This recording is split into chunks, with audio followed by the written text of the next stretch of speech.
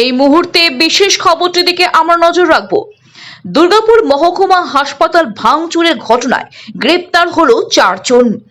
ধৃতদের তোলা হলো মহকুমা আদালতে।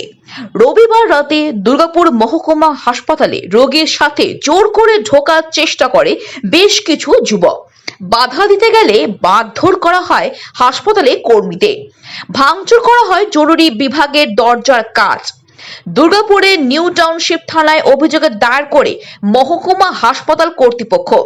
অভিযোগের ভিত্তিতে 4 জনকে গ্রেপ্তার করে পুলিশ।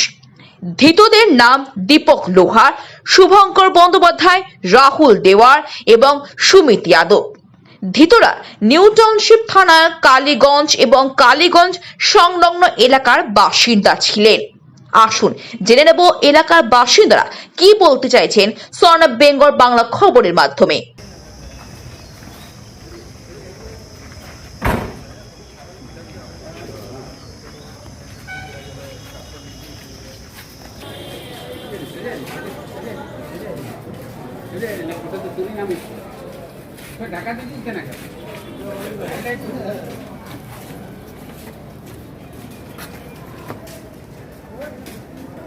সন অফ বেঙ্গল বাংলার খবর আপনাদের সাথে, আপনাদের পাশে আমরা সর্বদাই রয়েছি।